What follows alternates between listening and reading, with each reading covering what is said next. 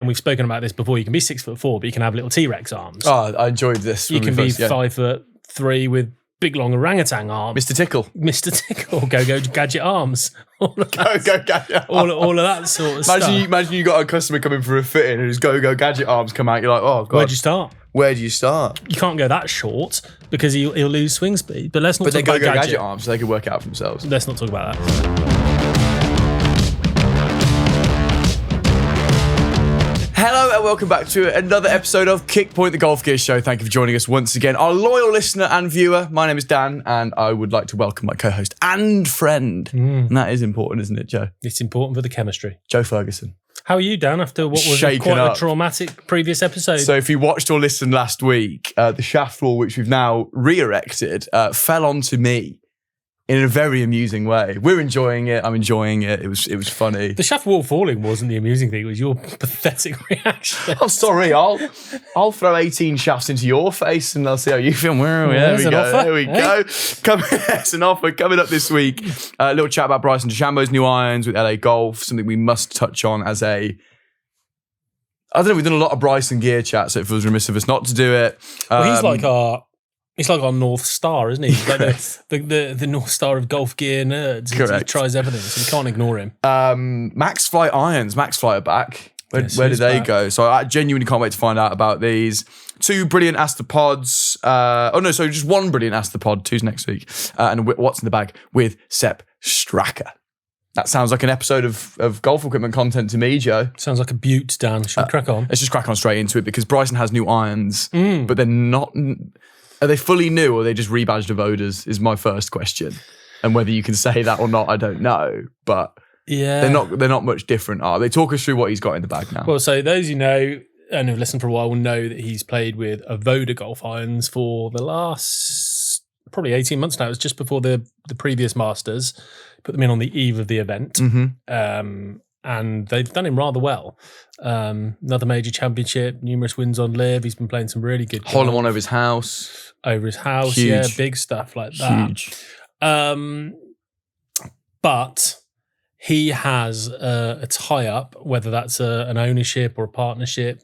Don't know quite what it is, but he's in with LA Golf. So he's obviously co-designed a new driver, which we've spoken about on the pod, which I think has real serious potential. And having retested it, I've added a bit more to my review on that. Oh, go on. No, do tell. Sorry to digress. Well, they sent me, those who, if you don't remember, tested the LA Golf driver, went through their online fitting process. And when I was hitting it, the shaft just didn't feel good for me at all, didn't feel right. And I was really struggling to find strike, just struggling to find the middle of the club. So as such, I felt the tech had real potential, but it wasn't quite showing up in terms of the results, because I just couldn't find the middle of the face. So I reached out to LA Golf, mentioned that, and obviously they wanted to rectify that. So they sent me out a few different shaft options.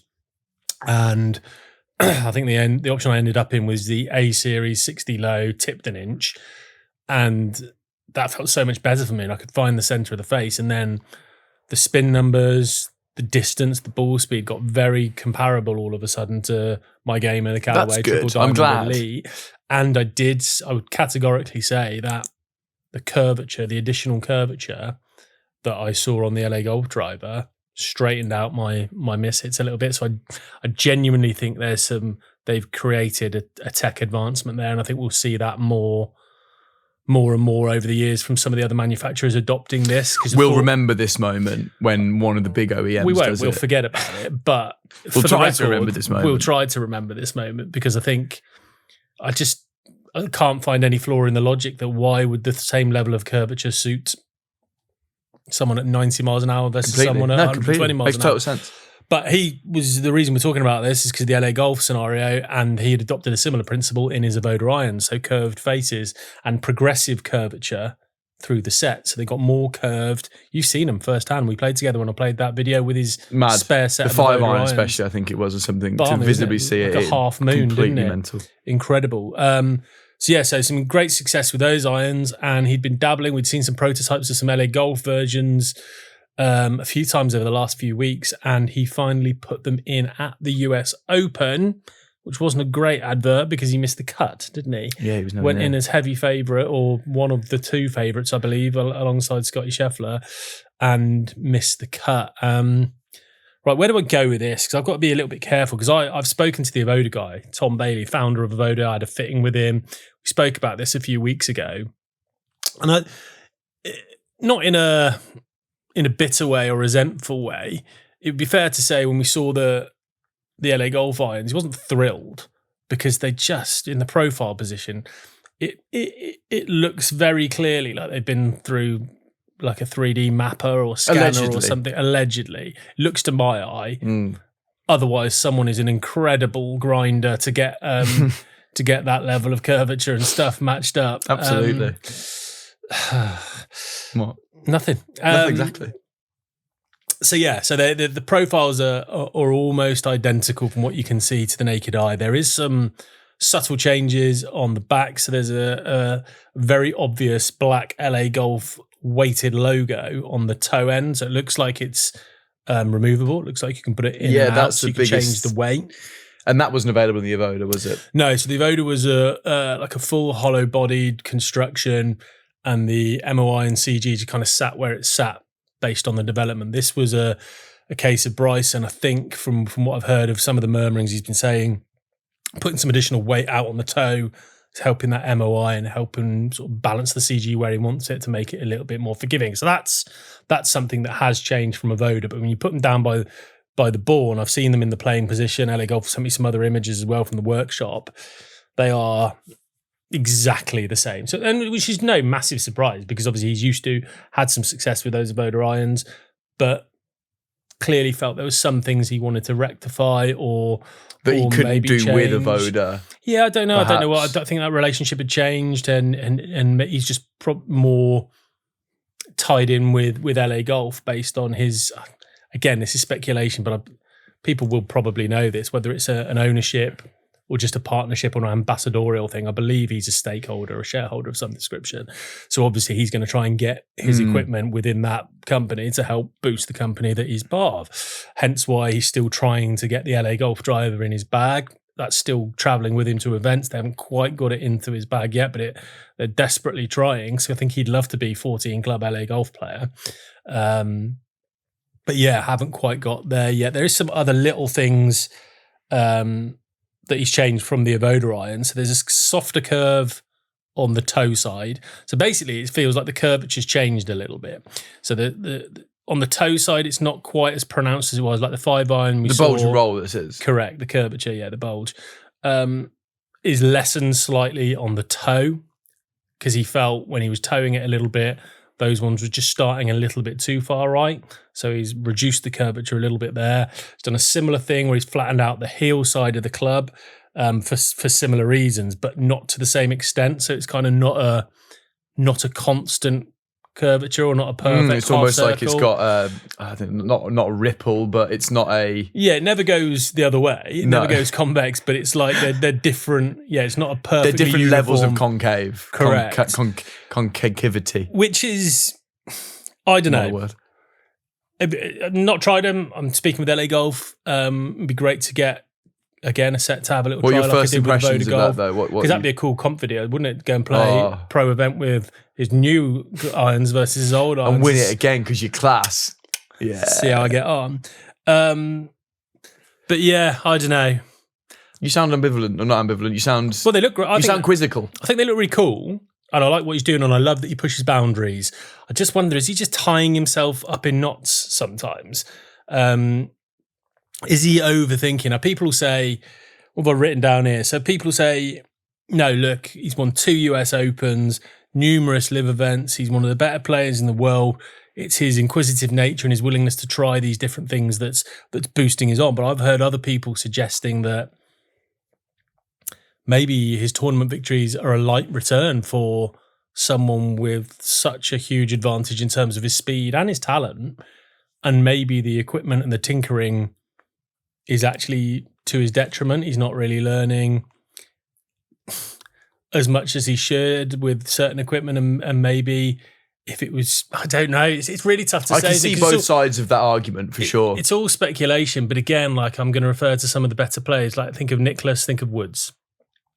I think undisputably the 2 best players. Seems like a fair. Seems fair. Don't think that's outrageous to say, is it? Woods' specs didn't change from when he was about 17 all the way through to today in terms of shafts, lofts, set makeup, his blades, similar style of putter, like nothing changed. Really constant and consistent in his equipment. Same with Nicholas. Every time he had a new set of irons made or ground, they had to be ground the same, which we'll talk about. Oh yeah, we're doing a Jack Nicklaus What's in the Bag next week. I can't wait to do that. Which we'll talk about because that is really fascinating. But the key with them, and again, I've spoken about this before with putters, I think probably at the end of last episode, sticking with something and learning it and having that absolute symbiotic relationship. Is that the right word? Sounds right. And then you did the hand thing. So that putting his fingers interlocking. For those listening. Yeah. I put a lot of stock into that, and it seems to me the precedent of the best players that have gone before have done that, whereas Bryson's always trying to, I speak about the room at Cobra where all his experiments, they've just... But there's got to be another way to do it. Like, you're all about challenging things. So that's what he's doing, and that's fine. I think that's just his way into... I think doing anything that is against his nature would actually be more detriment to him. But so I think the fact he is tinkering is part of him. Get it? But it feels to me, when do you start looking at yourself? Like if you've got an iron set that's got a certain curvature on the toe, certain in the middle, a different one altogether on the heel, you're going to see some, he's obviously doing the work, and there's reasons behind what he's doing. To me, the clarity and the cleanliness of, but I'm not at his speed, so who am I to talk? Because he's working at such unreal speeds. Well, hopefully we might be able to interview him one day and ask these questions. Well, we've put a request in, haven't we? We keep trying. We keep coming up. Trying. Good stuff, though. This is You're not sure, are you? I just haven't got a fixed opinion on it. And I don't think anyone can be proved right or wrong and say, yeah, no, he'd be better off like this, or no, it's this that's driving him forward and his quest for thirst for knowledge and stuff like that. I just don't know where I sit. I can't help but feel if some of it he just left alone. You know that meme where there's a man digging for diamonds? You know the one? And then he turns around, but the diamonds are just behind that little wall. I'll put a picture of it up because I've not described that very well. That's what I think he is, and he doesn't want to turn around. I think he knows there's diamonds at the end of this cave he's hacking through. Put one more bet on. It's fine. But not if you're a gambling addict, though. No, absolutely. Yeah, talk to Frank. When the fun stops, stop. Is that the one? Yeah, Frank's drugs. Frank's drugs when the stops is better. Well, good. So we cater for everyone. I think when it's the bit when nothing... You know what I'm like about OCD and uniformity and neatness and things being right? When it was just a curved face and that curvature was uniform...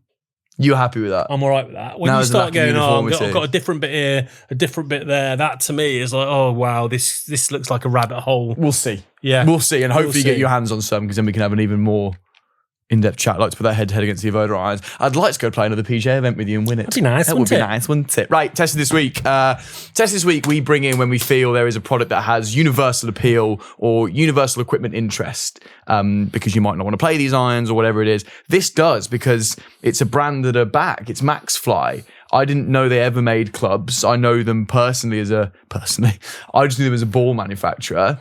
But they're back with some clubs, and some pretty clubs at that. Well, this will resonate with people of my sort of era and older. So if you're like late 1910s, 1920s. Yeah, the 20s.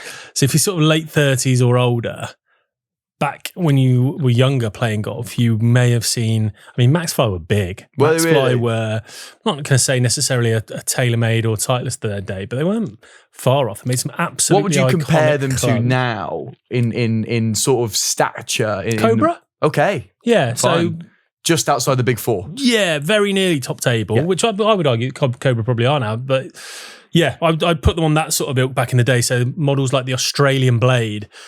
Whew. It's a cool name. What was it called? The Maxfli Australian Blade. Don't know why it was actually called that. Don't care why I like it. But there were a few iterations of it, and if you came up against a guy with a Maxfli Australian Blade, striker. Baller. Yeah, absolute baller. Yeah. And they knew it. You knew it. It was a real iconic piece. And just Google that a bit later, because the Australian Blades... Every iteration I've got of stuff them. to do later, but thanks, yeah. Well, I'll tell you what, I'll WhatsApp you again. You can ignore it. Ignore it as you usually do. That'd be really what cool. have I got in my hand, Joe? Because this is incredible. Going through the history yet. Maxfli Revolution was another brilliant iron. That was a tremendous, more sort of players' cavity back iron. They just made some really Genuinely brilliant product. Then they disappeared. Why? So, I don't know. TaylorMade acquired them in... probably should have researched this. You did a video on this. I might have watched this bit. I think it was 2003 because Maxfli did a lot of balls. Yeah. You know, they had like the noodle. Do you remember the noodle? Oh, they were behind the noodle. They were behind the noodle. Good for them. But they had a lot of proprietary technologies and patents that TaylorMade basically acquired Maxfli to get those. Just stripped them for parts. And which boosted TaylorMade's ball production and put them where they are today with things like CP5 and CP5X. Wow, so that's kind of down to Maxfli and in a way. Yeah, very much, yeah. There's a few helping hands. TaylorMade have done that before. Adams, do you remember they did that with Adams? Yeah. So a lot of the hybrids and rescues are sort of based a lot on Adams technology. It happens with other companies as well. Who's the one? Top of my head, yeah, Sick Golf. Sick. Were acquired by LA Golf. By LA Golf, that descending face technology. So they just go, we're gonna get rid of the IP of Sick, but we're gonna take your technology. Correct. And it's gonna become ours. That's exactly right. So that happens a bit in golf, which is interesting. But then sort of left Maxfli out in the cold a little bit. Got acquired by Dick's Sporting Goods. Dick's. Sporting Goods. And they've sat there ever since as an online and in-store only for Dick's Sporting Goods. And generally speaking, that's just been the ball. Yeah. But earlier this year, we saw some images leaked online of these beautiful... These are the first time I've seen these in person, by the way. Stunning. Great, aren't they? Really pretty golf clubs. So there's two models. There's the XC2 and the XC3. These are the XC2. So these are a bit more of the... I would say these are players' distance irons. Like P790 Correct. category. And the XC3, bit more game improving. Just this, but a little bit bigger. Callaway Elites. Yeah, good comp. Great work. Very Thank good. you. Good paying attention. I do It's pay really attention. I try. Can I say one thing? This was the same when I saw them on online. Ping i230. Ping i230 from this angle, the rear angle, and with your little toe screw. Toe screw. Thank you for that word. And then the etching of the number is it's its own. I can't compare it. Maybe Callaway. No. Yeah, I agree. I think there does feel like there's an amalgamation of a few different models within here, but what I think looks really cool. The finish is really nice. Kind of the brushed matte finish looks really very premium in my eyes. And I just think the Maxfli logo. Oh, it's nice. It's cool, isn't it? It's just boxy letters on the back.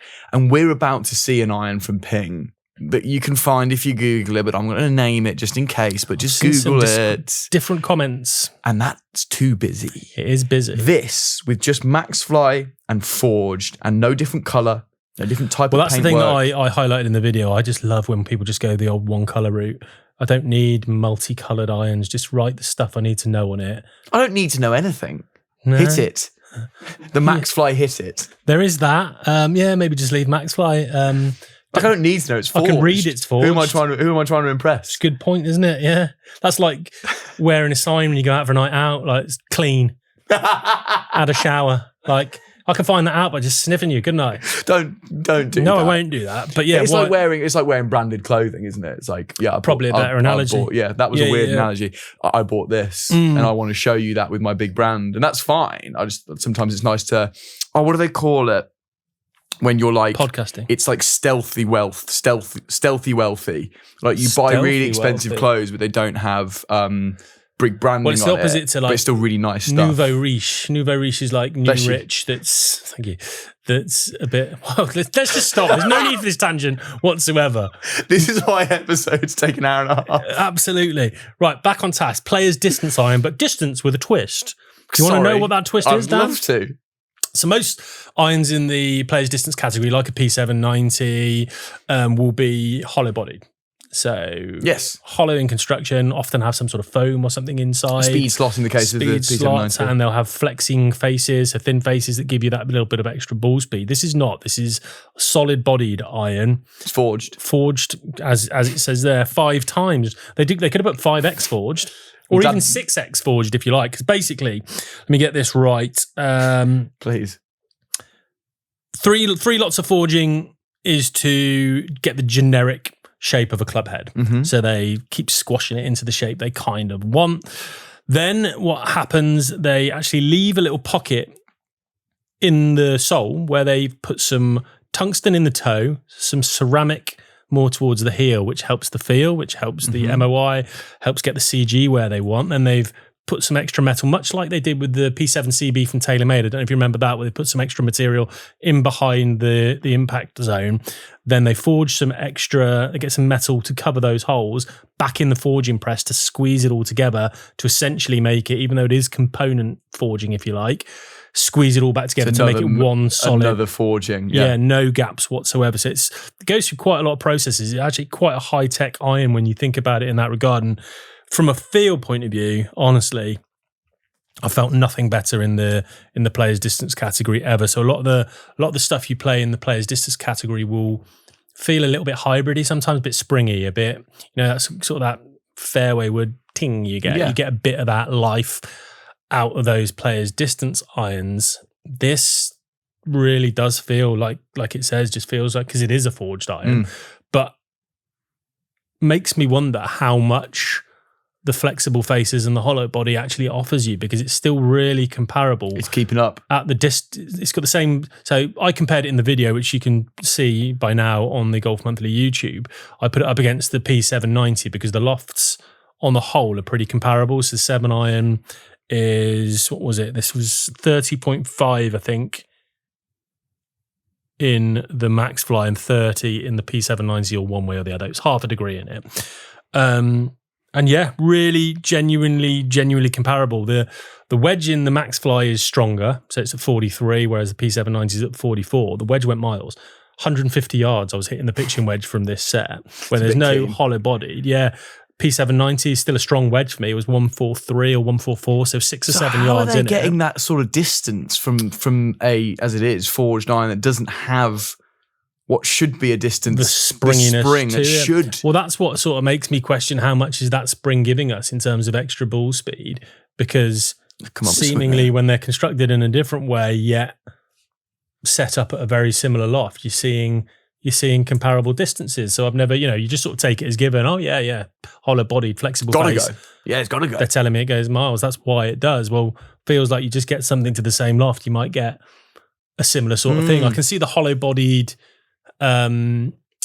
construction idea, because it gives you that room and that void within the club head to place CG, to manipulate things, to create flight biases and extra launch and things like that. That makes sense. But it did start to make me wonder how much does that influence ball speed. And some of those irons have progressive CG in, which as you go up the set, which I'm guessing you'd struggle to do with something like this if it's forged in this process. So you lose maybe a little bit of pliability.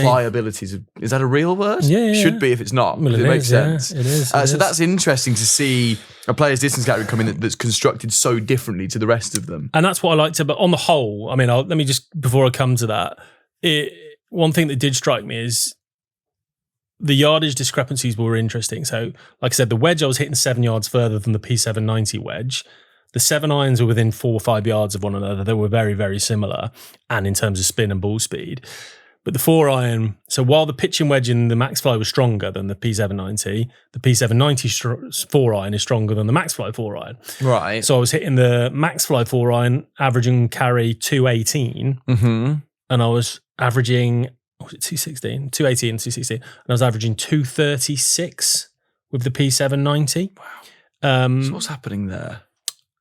Well, it was a degree stronger to start with. That's more than a degree. And there were some slight changes in launch and spin as well. So I was getting a little bit, a touch more launch out of the TaylorMade as well from that. So, and a touch more ball speed. So again, I'd have to look deeper into the design. I wonder whether the springiness of the hollow bodied stuff kicks in a little bit further up. And that's where that progressive CG is on some of them, though, isn't it? Because you're going to strike at a different point on a 4 iron, and they can create the club to give you the launch characteristics. Yeah, all of a sudden it was like 15 to 20 yards difference at the top end. I feel like I'd want that at the top end potentially, of the bag with a strong 4 iron. But yeah, and it just made me think that one of the things we don't really think about in iron sets often, we always, and I'm guilty of this in reviews, I'll just write, oh yes, these are quite weak, the 7 iron loft is 34. Well, they don't all follow the same increment pattern from the manufacturers. So you got to be careful, check it all, because all of a sudden your gapping might be completely so off. so 34 is a 7 iron in one set and the other doesn't mean every iron in the set's the doesn't same. mean the No, wedges could be a degree and a half different, and all of a sudden, and I never really do, and I'm going to start putting that in my reviews more, the full specs rather than just tell you, the 7 irons at this, all the way down, because you got to. I would have been massively caught out. I'd have just gone 7 iron to 7 iron, thought, brilliant, for 400 quid less, I can get these that look great, I'm going to get similar performance. Then I'd have gotten them home, and all of a sudden I'd be whopping a pitching wedge 7 yards further or 8 yards further than I'm used to, and the 4 iron would be 15 behind the equivalent in P790. So you've got to really, it did open my eyes to make people more aware of that in my reviews. It's your job. Because I was caught out a little bit there. But yeah, what I love most, I mean, 2 things. The aesthetic I just think is great. Pure. I think they're so classy looking, and maybe there's a bit of nostalgia in that, just seeing that logo again. It's a nice logo though, isn't it? It is really cool. I like it's this with very the barcode on it. I like how you left the bar. For aesthetic purposes. Well, just in terms of resale value for me as a redistributor of irons, no, that does need to come off. Our boss hates a shaft. You label. can't have a shaft label. Yeah. The main, other than the aesthetics, the main point I just think it was great to have a genuine different feel option in that player's distance category, because they can all be much of a muchness. Some feel a bit better. Like P790, I think, is a great feeling player's distance iron. I still think that's the benchmark, even after all this years. They came up with the category with that iron. But every iteration gets a touch better. And the newest one is by far the best I've ever tried in P790. But it does feel a bit springier and a bit hotter than this. But hopefully, as I've displayed there in the chat, you can get a similar level of performance, but in a very different, which some people want, feel orientation. Yeah. So, and what's the RRP of these? Or, put me on the spot, but I'm pretty sure it was $999 for a set 7 or set 6. Yeah, 4 to pitch. So that, as you said, is what, 400 or 500 quid cheaper. Yeah, I mean, there's obviously when you go into a more, I guess it is direct to consumer to an extent, but it's going through Dick's, but they own it, so it's their own direct to consumer. Can you get fit? Can you get fit at Dick's? I think they have. I've been to a Dick's where you can get fit.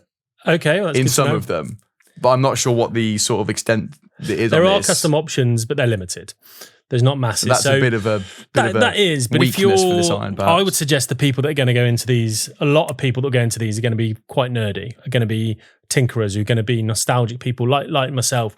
What I probably am going to end up doing with these is pulling the heads, putting some custom ferrules on them. Oh, you naughty! Putting some shafts, naughty boy. Putting some shafts that I want into them, customizing them back to me, and building them myself. Yeah, so I can go with a vibe. That could be your vibes from set we spoke about a few weeks ago. So Maxfli irons. Yeah, that's cool, isn't it? So I could go with the coolness of the head, pimp it up a bit with a different ferrule, better shaft for me, change the lie angle, and bosh myself into it. But as an option with limited custom options for someone who wants that kind of feel in a player's distance iron, it's there. It's only through Dick's you can get this though. Yeah, and that's fine. Yeah. So Dick's own it. They own Maxfli. Correct. Who's developed? Who's out making these for them? So you heard of Maltby Company? Maltby. How much? She say it again? Maltby. So renowned club maker, helped develop this. Again, if we're talking of similar irons that you've mentioned, Ping I230 and a couple of others, head over to the Maltby website. You'll see basically the shells of every iron. What looks like this, just stamp Maltby, and there's a few. So, but that's how it works. Yeah, incredibly people intelligent. have got to make these irons who can make a good iron, and then a brand comes in and is affiliated with it. It's not. Yeah, and markets it and pushes it out. And that's how it works. And real surprise, I thought this could just be a gimmick, a plasticky, kind of all Maxfli back. Oh, Maxfli. Stick a label on it and just find the cheapest things we can do and just get them out there because people are buying because it's Maxfli. Not the case. A genuinely tech-packed, great feeling, great looking iron. I will give you a word of caution. The longer and mid irons look a lot better than the shorter irons. The shorter irons just look a little bit, I don't know, a little bit angular for me. Take a look at this wedge for me, Dan. See what you think about that. A little goosey gander. Great for the audio amongst you here. Yeah. Dan's looking at a wedge. I'm looking at a wedge. It looks very similar to the wedge in my set of I230s. Yeah. A little bit more angular, I'd suggest. I think a bit angular. I just think the toe's quite high compared to the heel there. Yeah. I prefer a bit more of a uniform height, but I'm being really picky there because it's only the wedge that looks line's like a that. bit The rest thick of on the that set, as and in well for me. particular the 4-iron 456 just look fantastic. Top end looks superb. Absolutely fantastic. And that's Maxfli. Well done, Maxfli. They're Welcome back, Maxfli. But go and watch my video as well, because you can see I'll link that the in the data description for and you'll see everybody. more of them. Yeah, It's a great video I've heard as well. And the ball, Ben Griffin winning on tour with the ball. So this is a proper return. It's no... Well, Lexi spearheaded it, didn't she? She signed with Maxfli sort of back end of last year. And then retired. But then plays golf every week. So I don't know how that one works. So she sort of went, yeah, we'll have a bit of that. Ben Griffin's in it. And he won it. Sepp Straka. Not Sepp Straka. Andrew Novak, who he won the pairs event with, went, yeah, we'll do that. Don't come into my Trixon ball. I'll come with you. Yeah. That's interesting, isn't it? Yeah. So they won, didn't they? Yeah. So they won that event. So it's had a pairs win. And he won at Memorial, was it? No, Memorial was someone Maltby. else. Maltby. So, but to pull someone into a pair, like to go, yeah, you're using my Maxfli, that interests me. Yeah, absolutely. And maybe he was just curious about it. I don't know, but ball is it's a tough market to crack. But to come back with just one comeback, I mean, they've got the Tour and the Tour X, just come straight back in. And within a very short space of time, clocked up 2 PJ Tour wins against your Titleists, your Strixons, your TaylorMades, your Callaways. Good to see. Impressive. Indeed, sir. Right. Thank you, Joe. Good testing this week. Now it's time for our favourite part of the show, team. It's Ask the Pod. Was he ready?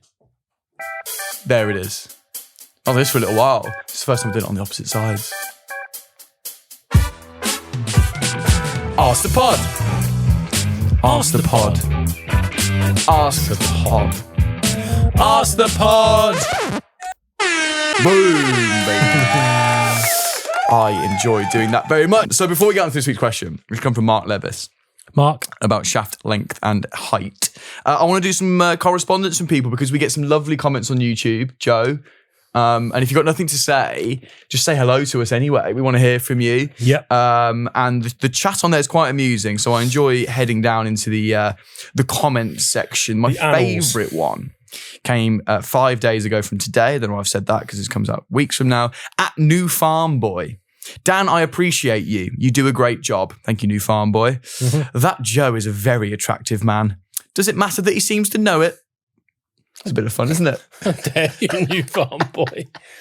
How dare you? You're looking lean, son. You're losing more weight. Have you lost any more weight since last week? No, because we filmed that 35 minutes ago. I did see you go to the toilet, so I thought maybe it might be. It's hot, mine. Yeah, it's hot, and you've been to the loo, so you might be a bit light. No, I appreciate that, Farm Boy. So that's all I've got to say. Particularly as it came before my stone weight loss. I wonder what he makes me now. What do you think of this? You might just like bigger lads. Now I remember hole-in-one stories because I spoke about my uncle having a hole-in-one. Saw a few of these coming in. And there were some great comments on this. So if you have a hole-in-one story you'd like to tell us, we just need, it's more about the equipment side of it. Because everyone's heard a hole-in-one story, yeah, it went in the hole. Cool. What club was it? And get down into the dirt of it. Please. Thank you. From John Russell 7107 on YouTube. Hole-in-one at Stanton on the Wolds, Notts. Second hole, 150 yards. No Stanton. Okay. Yep. Great. Thanks for that. 150 yards, 8 iron, P790 2017 model, 1 degree flat, Golf Pride mid-size, +4 aligned grips, Titleist AVX ball, 1 bounce and straight in the hole. Only one I've ever had. Playing partners signed the ball, one of which was an ex-Premiership footballer. Who? That is the level of detail I am looking for. John, you are our guiding light. You've nailed it there. I will not read a hole-in-one story out now unless it has that level of club detail and ball detail. He did the grip for us and the angle. Right, so let's talk about the precarious nature of clubs. He's one flat. Had his clubs been standard lie, that ball doesn't go in. Correct, completely. It has a different launch If it wasn't angle. an AVX, it would have span a bit more. Yeah, perhaps. pulled up short. If he hadn't got an aligned grip, he could have put his hands on wrong and had no chance. This is the importance of equipment. And we want to hear it, so please send them. And thank you, John. That is a superb comment. And congrats. Yeah, absolutely.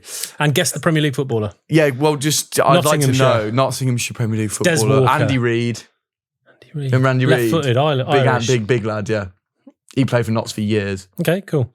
Let us know, John. Let us know, please. On the Nick Doherty episode, Scott Ennefer. Who am I thinking of now? There's a Will Ennifer, who's a good player. Scott Ennifer, 3650. Sure. They say never meet your idols, and watching that very uncomfortable 4-minute intro, now I know why. Great vlog as always, boys. Thank you, Scott. No notes. Couldn't agree more. Yeah, it was good. Now here's one that came in from the Cobra episode in December. Okay. Mark Parker, not relation. That lovely midpoint of ting requires a t-shirt design. Remember that? That lovely midpoint. If we ever do ting. merch, I want a shirt that says midpoint ting. That's a very good point. Quite a cool little phrase that I don't mind it at all. We've got a few, haven't we? Yeah. I reckon if we went back through the archive, we've got absolutely plenty. But that's all I've got for this time, Joe. So thank you for your comments on YouTube. We read them all. So is that Ask the Pod? No. I'm just... Because nothing was asked. Before Ask the Pod, I see. I like to reach out through the camera, through the headphone, to the audience who are spending their time watching us. And we appreciate that, don't we? Yeah, good.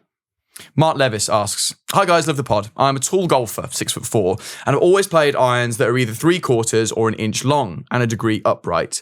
But I've been wondering if this is really necessary, given irons are varying lengths anyway. Wouldn't it be more prudent to play standard length but a few more degrees upright? I've always had a high ball flight, and maybe that's partly from a higher swing speed per loft due to the added length, but am I costing myself in strike consistency and creating swing weight issues? Thank you, Mark from Leicestershire. Thank you for giving us your location, Mark. A pertinent question and some good detail there. Clearly knows about his swing weight and his line angles. Help him out, Joe. Do tall golfers actually need longer golf shafts? Not in every case. He's right to question it because, yeah, you could quite easily, like I'm in his boat. I'm 6'4", nearly 6'3 3/4. Be a long boat then if you're both in it. Wouldn't it be? Yeah, heck of a long boat. Good Dan, I enjoyed that. So yeah, there's options. So you can, like, the obvious route is, right, golfer's tall, we need to make this golf club longer. That will depend again on a number of factors. It's a bit of a grey area. So Ping will argue that you can kind of establish a true or correct length with wrist to floor measurements, height measurements, and that will realistically, because we've spoken about this before, you can be 6'4", but you can have little T-Rex arms. Oh, I enjoyed this. You can be 5'3" with big long orangutan arms. Mr. Tickle. Go gadget arms. All of that sort of stuff. Imagine you got a customer coming for a fitting and his go gadget arms come out. You're like, oh God. Where'd you start? You can't go that short because he'll lose swing speed. But let's not talk about gadget arms so they can work out for themselves. Let's not talk about that. So yeah, I mean, I guess it depends on whether you feel your original fitting, everything was factored in. So I've never been a big fan of the wrist to floor stuff and you're this height, this is your wrist to floor, so this will be your height. I believe there's some merit in it. I've just never gone down that route as someone. I think if you're an experienced fitter, you can eyeball and you can see someone, say you start someone out in a standard length 7-iron, say 37 inches. You can see when you're observing that player, A, whether they're in a comfortable posture, B, whether they're finding strike, C, whether they're maximizing momentum from shaft length. You can see a lot of those things. So then you would start in a fitting going up and down the lengths, if they're shorter or longer or whatever, to get to a point where you think that person's in their comfortable and natural posture.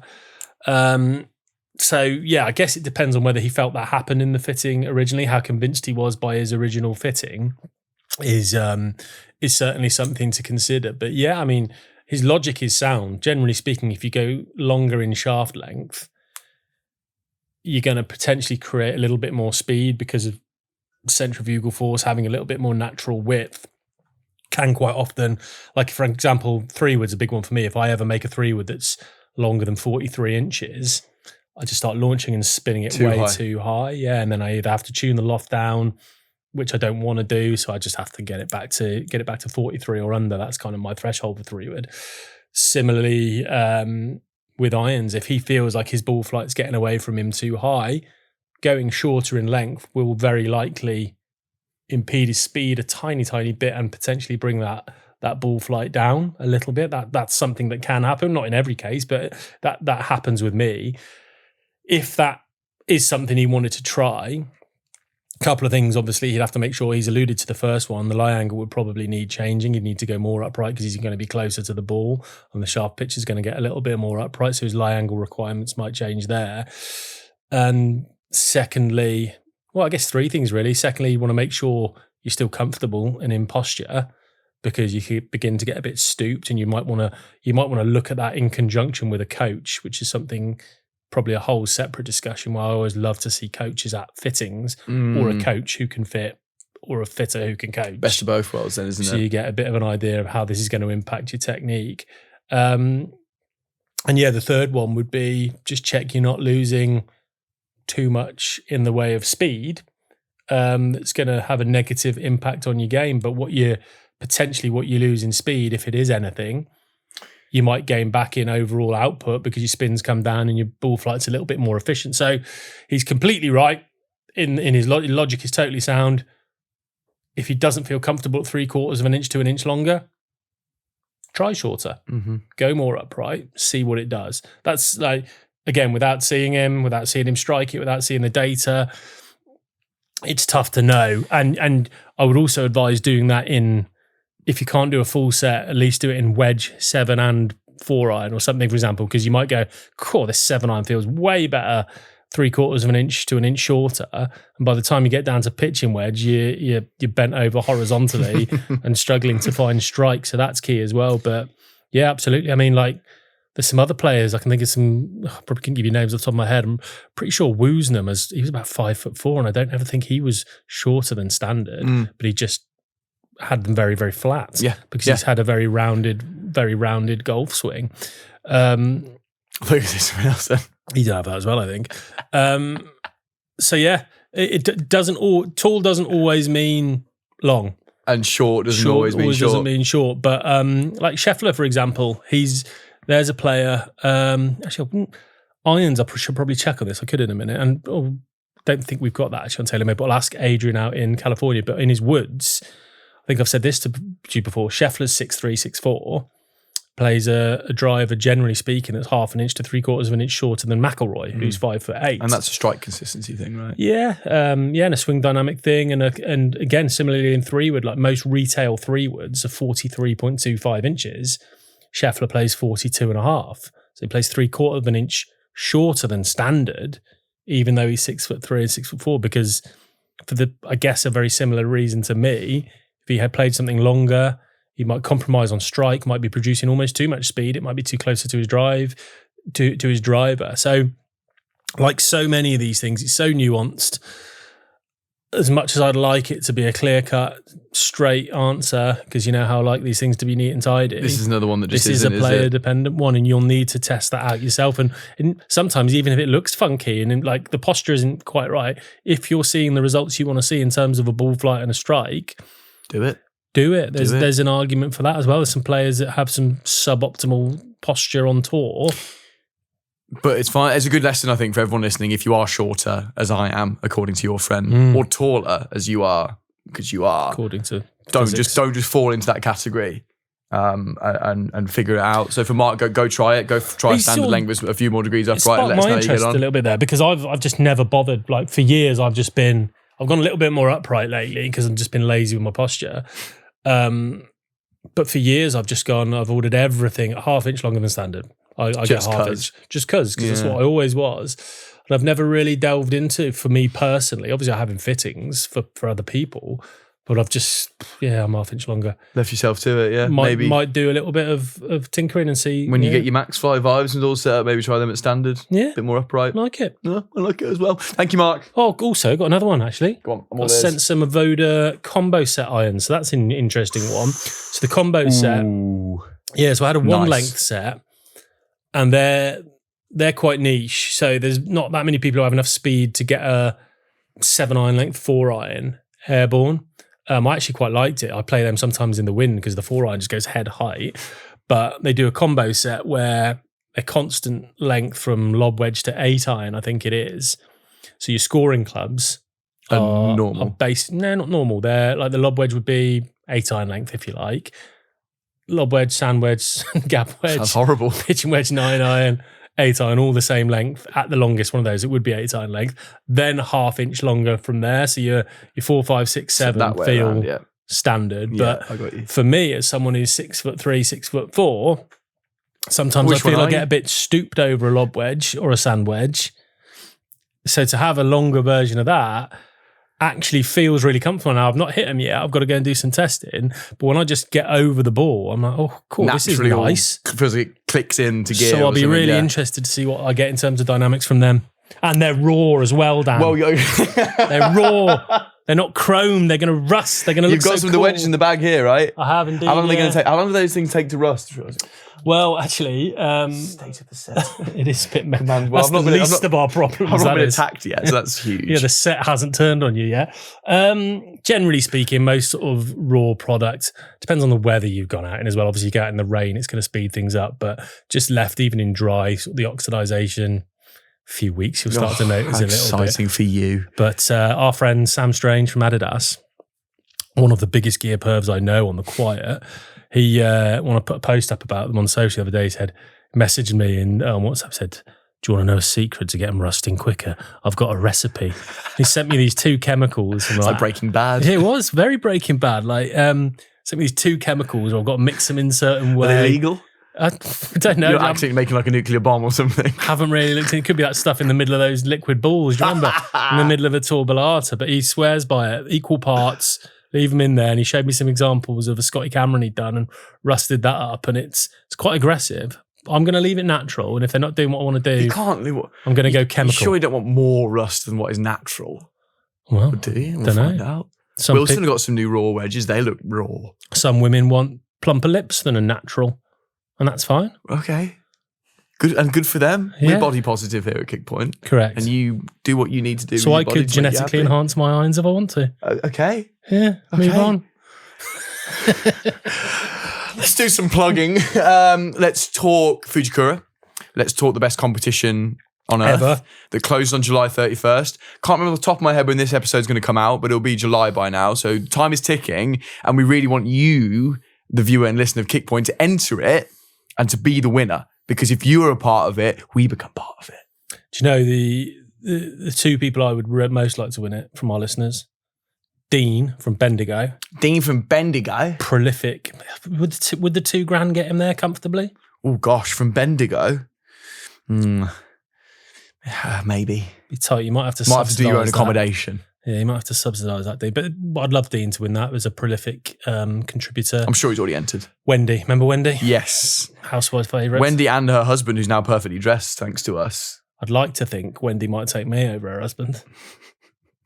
I think she'd like that as well, wouldn't she? Right, remind the people so the link is down in the description to enter. You have until July 31st. It is what we have considered the best prize I can currently find in golf. Let's take it in turns. Go one. Hospitality tickets to the Ryder Cup.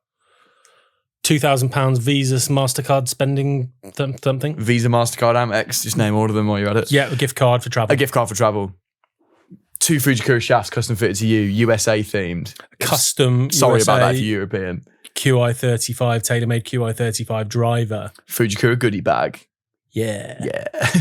That's it, right? That's it. But that's pretty good. And we reckon that's worth in the tens of thousands of dollars. Who knows? We can tell you the card's worth $2,000. That much we can confirm. Just go enter it. It's free to enter. Put up your email. Get your name in the hat for what would be an unbelievable thing to go and watch. And we would like you to do that. Elsewhere, Joe, the magazine offer that will never end still hasn't ended. Did you know that? It's still going. Okay. I've done it for a few weeks, so I thought I'd wheel it back out.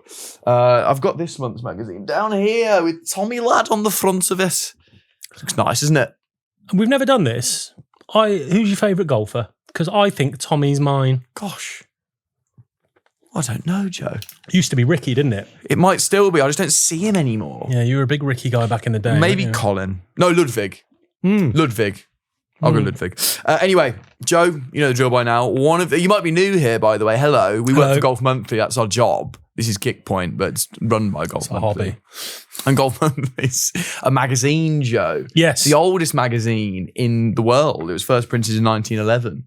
Look how good the paper still is for 1911. Banging, isn't it? It's a great nick. Incredible stuff. It's a great nick. How much one of them cost you, Joe? If I went to newsstand, I went to Big Tesco. Best part of £6, down £5.99, wasn't it? This one, because it was a special edition, because it had a women's golf special in it, the stroke saver, from the Open this year. Stroke Steady. saver's not funny. It is to that child over there. So it came with loads in it, and a guide to buying Supplements. Supplements is the word. Was $6.99. Okay. But you, Who? them, Yeah. them. Yeah. If they go to www.magazinesdirect.com/kickpoint, can get 3 delivered to their door. So you'd have to leave your house for $5. I'll never get over that. It's lunacy. Feels like just getting them to the door would cost more than £5. Exactly. And it won't end. It will never end. There's no rush.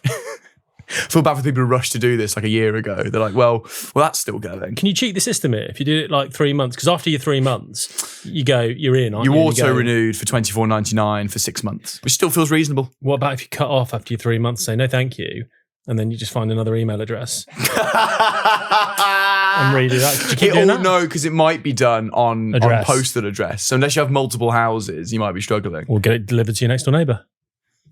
Could do that, can you? I think he's found a loophole, guys. So you can now get the Golf Monthly magazine, 3 issues for £5 forever. We're out it's of business. The infinite magazine glitch. No, you won't be able to do that.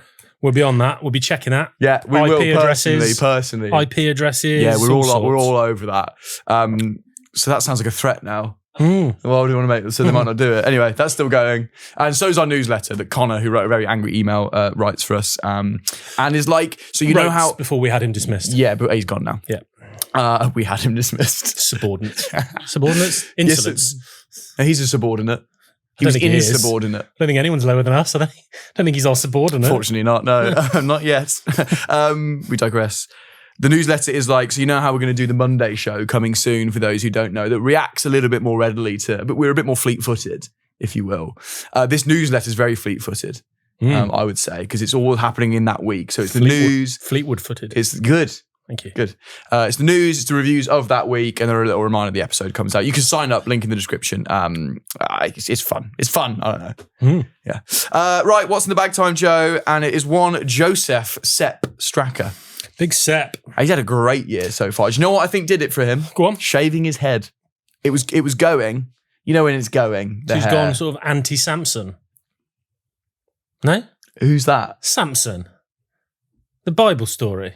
No? Hey? Anybody? Help me out. So Samson was like this super strong hero dude with big, long, flowing hair. Then someone cut his hair and he lost all his strength.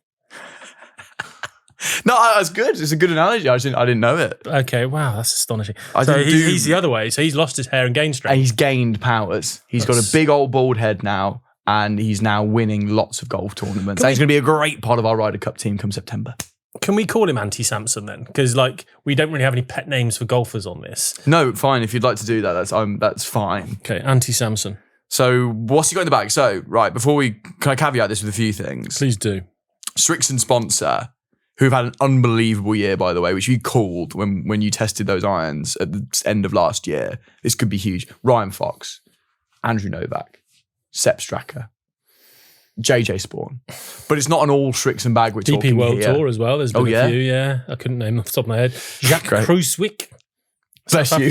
South African guy who Eddie Pepperell dubbed the person he'd least like to fight in the world. I think he's an absolute beast of a man. Yeah, he's Strixon and has won. There's at least 2 more. I think Alejandro Del Rey might be the name of one. We're doing a podcast at the minute.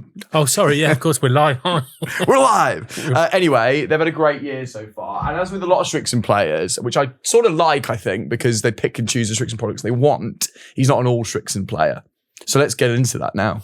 Just thinking as you were talking to Strixon there, isn't it interesting that we haven't even named Shane Lowry in that because he hasn't done as much as some of those other guys. He'd probably be the most prominent name, I would say. Still, I think if you did word association, and as soon as I say a brand, give me a name as soon as you can, I think people would say Shane after Strixon. Hovland. Good. TaylorMade. Scheffler. Titleist. Thomas. Callaway. Alvaro Quiros. Wow. Where did that come from? Okay, that's interesting. Was he Callaway? What a great game he was, yeah. Play that with your friends at home. Yeah, that's from us. You're welcome. Yeah, #Kickpoint Nation. It's just interesting that Lowry would have been my first, like you say, word association, and I think he's going to come good. I think he's had Oakmont got the better of him emotionally, didn't it? I think.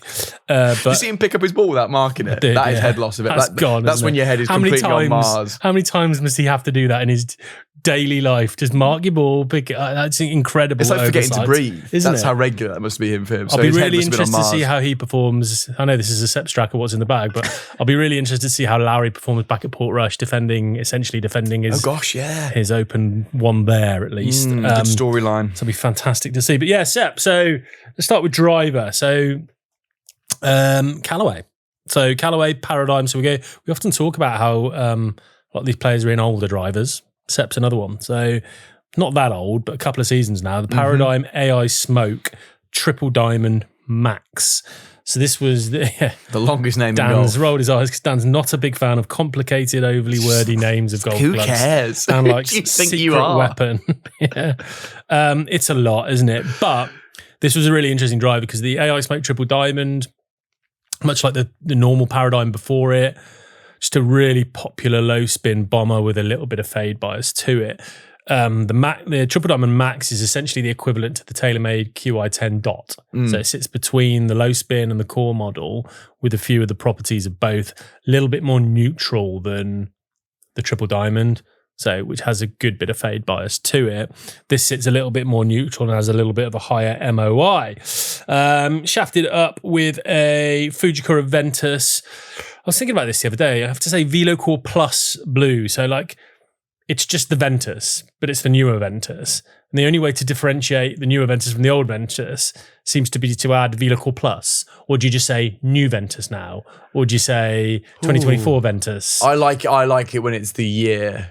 Okay. Or just the newest Ventus. So the newest Ventus, Good. Blue 6X, tipped 1 inch. Now, yeah, you could actually get this head at retail. They started releasing it in limited quantities, which is why I put that plea out a little while ago to TaylorMade to release the dot head, which you're going to see some horrible stuff out. You're going to be on your knees in Carl's bed. Well, I'll just be pocketing them. I'll just I see. Stealing, yeah. On your knees begging. Sure. But yeah, so on tour really quick, load of tour adoption from that Triple Diamond Max head, and then Callaway reacted, which I really enjoyed. Well, there's some interest here. This is helping a lot of players. Let's get a limited run out to retail. And it wasn't actually that limited. It was quite widely available. So that's a tour product that actually made it to retail, which I really liked. Nothing going on with the sleeve here, just other than its very makeup, just a normal neutral standard sleeve. Cool. So nothing in adding, taking away loft, nothing in changing lie angle, just a very solid driver. Now he's an interesting one with driver in the sense that he's a big guy, isn't he? He seems like not a big hitter. Is he not? No, he's very middle of the pack to below average. Is almost. it? And he's very accurate. Just a solid hitter. But yeah, sometimes again, like we're talking, tall people don't always need long clubs. Big people don't always hit the ball miles. No, it's terrible to judge a book by its cover, and we should love everyone equally. Thank you. 3-wood, same, goes into Callaway Paradigm AI Smoke Triple Diamond, 15 degrees. This whole thing is set up a little bit more, well, very much more draw biased, I would say. He's pretty neutral off the tee. Seems to hit a little cut. It's going down the Morikawa route where he's got a kind of a fade driver and a draw 3-wood. Again, pretty similar. So that Triple Diamond is kind of a fade by his head, but he puts it in the DS setting. So it's draw and stated loft. But the draw setting on a standard Callaway cog will give you 3 degrees more upright. So it's significantly more upright, which again, as we know, when we go more upright, the loft will start pointing left. It'll influence a bit of start direction and also a little bit of curvature. So he's clearly setting it up, wanting to turn it over right to left. Shafted up. Interesting this, and I'm really looking forward to testing this. Mitsubishi Tensai 1K Pro Red 70TX tipped 1.5 inch. Now the red, I think Ventus Red. It's kind of their softer tip, higher launching. It's launching. interesting how all the shaft brands use the same colours to denote. Kind of. Well, Mitsubishi go white instead of black. Okay. So the blue's the same, the mid one, the red's the same, the higher launching, but they use White, not black. Generally use like whiteboard or Tensai white as their black. But yeah, it is quite kind of interesting how closely that Helpful. sits. But yeah, I've never tested this. I've tested the Tensai white before. I've tested the orange, which is a counterbalance one. I've tested blue. I've never tested red, but I've got it in my shaft matrix. Not in there, actually. It's at home because I'm not testing it this week, but I've got it to have a little look at. But rumour has it, it just feels very smooth. A kind of a I had a mini dressing down. I had to correct this fella on TikTok. I had to put him back in his box.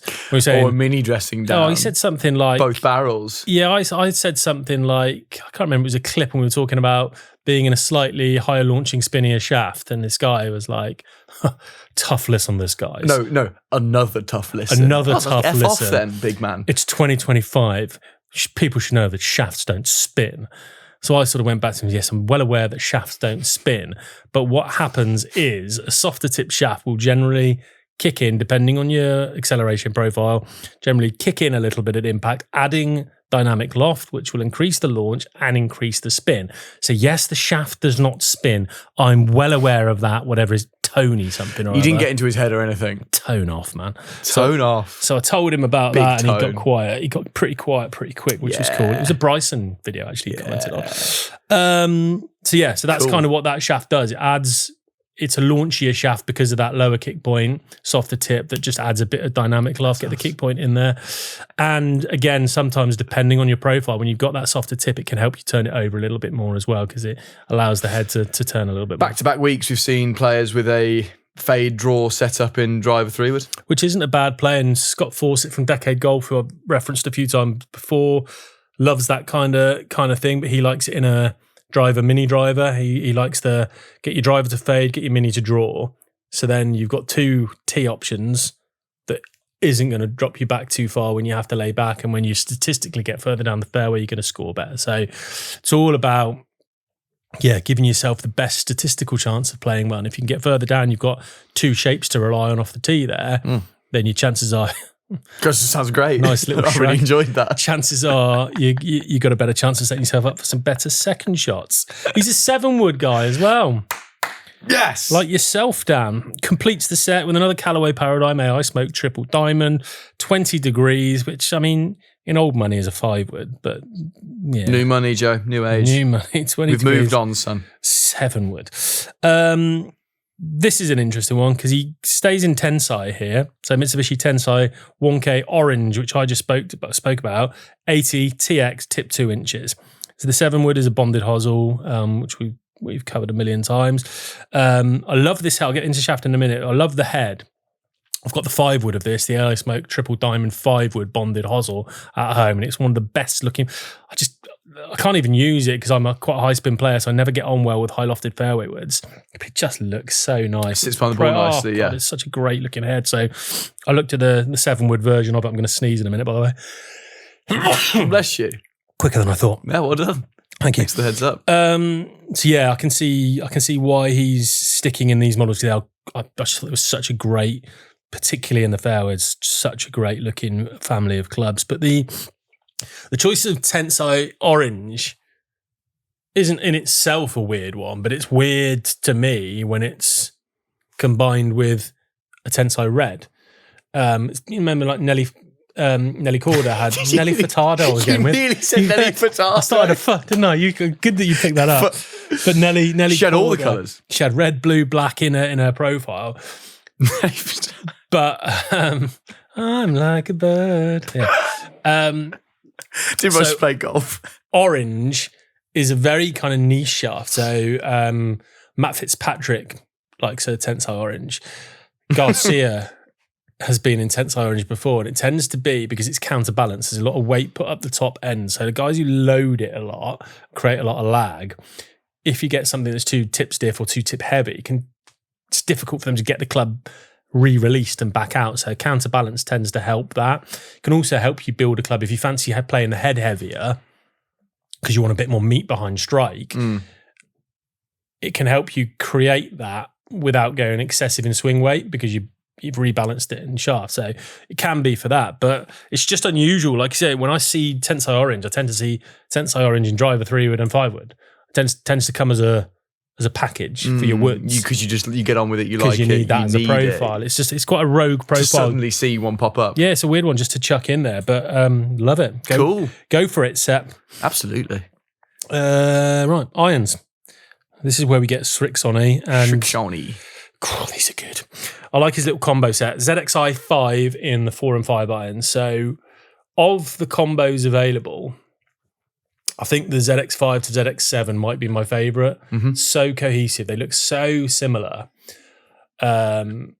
It's just, they're a touch stronger. There's a touch more pop off the ZX5 and they're marginally bigger in shape. But the profiles in terms almost of unnoticeably, very, very difficult to notice. But you do just get that little bit of pop at the top end, hence why he's in it in 4 and 5. And I just think they blend beautifully with the ZXi 7s, which I've got a set of, which I keep dabbling in and out of. They're just, the feel just extraordinary, really soft, really, I say this, it sounds a bit naff, I always say this, but like a real depth of strike. The ball seems to stay on the face long. It's cultured. Yeah, it is very cultured. That's a really good word. And combine that feel with the turf interaction, which you get from the V-sole, the Tour V-sole, which I've always bang on about. It's just the envy of a lot of manufacturers. It's Strixon's best thing. Such a great feature. And yeah, there's a lot of non-contracted players veer towards Strixon purely, I think, because of that turf interaction. So yeah, nice little combo set there. 1/4 inch over length, 1 degree upright, D4 swing weight. But yeah, let's go back to what a year Strixon are having. We called it. We called it. I just didn't expect it. And now with JJ Spawn winning, that's the cherry on top of the cake. And it's June. Yeah. When he won. Yeah, there's plenty more to come. So much more to come. It's not just like, I don't really, of all golf equipment, I get fed up most. I'm not least interested in golf ball. Yeah. But the ball's been keeps popping up everywhere. Well, there's been 25 PGA Tour events to where we are this year. Recording this, 7 of them have been won by Strixon balls. That's a lot. And then you look at the actual sort of weight that Titleist have in the game. If you look at the percentages, I think at the US Open there was something like 70. Yeah. Titleist have got 70% of that. Yet Strixon being a much smaller percentage, won a higher percentage of tour events. You know what I'm getting at? They're getting more out of there. And listen, maybe their players are just in good nick at the minute, and sometimes it all comes together for a brand. This doesn't feel coincidental to me, though. Yeah, but it's not like one guy's just gone on a heater and won 8 events. Right. Like, Titleist benefit from that regularly when Scheffler wins 7 of 10 events or something like that. So it's been spread amongst an awful lot of players. It's just, yeah, super high quality product. I'm going to look at ball a little bit more because I should pay more attention there, but I'm a club guy, really. You've always said ball's not your forte. Yeah, and that's fine. It's been good to see the Woods doing well as well, though. So, I mean, yes, Straka here is in Callaway Woods, but Fox, Strixon Woods, and he hit, arguably, he said it was the best shot of his life. That 3-wood. No, 3-wood. 5. No, it was 3-wood, isn't it? Yeah, like a high cut 3-wood in the playoff to win his second event of the year. And I think, as we said at the start of the year, it's the first time I can remember where I would happily put in Strixon from driver through to pitching wedge, certainly. Well, get some Cleveland wedges in there. Counting on Cleveland as well. But you are, and it is interesting, and the amount of column inches they're getting and podcast space they're getting has pushed them well ahead, in my opinion, this year of what Cobra are doing. The sleeper brand has woken up, as we said. Wow, how beautifully put. Thank you, Dan. And it's wide awake. I'm so hot. Yeah, it's 29, 30 degrees outside today. I could just see Johnny in the background keep wafting his t-shirt. And he's not yapping away under a light. No. You must be really hot. Yeah, I'm getting there. Wedges. These are these the ones? Arguably the best looking wedge I've seen in several years. The RTZ, Cleveland RTZ Tourak Raw. What's Tourak? Do you know what? Is it different to RTZ? Z? There's a stock and there's a Tourak. Do you know what? Because I don't look after wedges. Sam looks after wedges. We'll come back to that one I would day. assume there's just maybe either a couple more grind options or a slightly marginally slimmer profile. No, grind options. option. Put a caveat in that because like I said, I don't really look after wedges. That's Sam's category. I look after drivers and irons. But you look after them well. Yeah, well, thanks, mate. But yeah, they are fit, though, interested aren't they? to see. They're just fit. They're fit. Just again, like the Maxfli, minimal on the back, not telling me all sorts of information. There's nothing there. Yeah, it's just plenty of space and. Yeah, and I love the raw option. I love the full face options as well. They've got. Is he full face? In 60, I believe he is. Yeah. So then 46, 52, 56, and 60. So he's Sorry, go again. I wasn't listening. 46, 52, 56, 60. So he's a 4 wedge guy. 4 wedge dude. And 4 specialist wedges. I've always been a set wedge guy, but yeah, it's probably a 50-50 split on tours who's set wedge and who's specialist wedge. 46-10 midsole. Not much going on. It's basically like the F grind for Titleist, just a full sole, flat really not much going on there. Same in the 52, 10, mid, not going on. Then he goes to full sole, a slightly wider sole with a bit more going on in 56 and 60, both 12 degrees of bounce, which is interesting. He hasn't got anything lower than 10 degrees of bounce in his setup, which is different. I would say unusual. Yeah. You see a lot more players, and he hasn't. If you look at the wedges, there's no custom grinds. He's not had any like heel relief put on here or anything fancy going on. They're just like pretty stock, standard, playing 12 degrees of bounce, which you tend to see. He's one of very few players that doesn't have sort of much topography going on the sole, if you like. Going back to shafts, where do we think we are in irons? X100. Yeah, where do you think we are in wedges? S400. I have been listening. You have been listening. Dynamic Gold Tour Issue X100 in irons. Dynamic Gold Tour Issue S400. Everywhere, aren't they? Wedges. They get where water can't. They do get where water can't, yes. Right. Putter. Odyssey Tuttle Stroke Lab. So Tuttle? The Tuttle putter. That's cute. Yes, it's like a little, well, it's not little, it's quite a big mallet, like a half moon shape. Black, no cavity, just like a mound, really, with 3 prominent white lines on it. I always thought it was a zebra. Well, do you know what? I put that here. I was determined. It looks a bit like the old Ram Zebra. Yeah.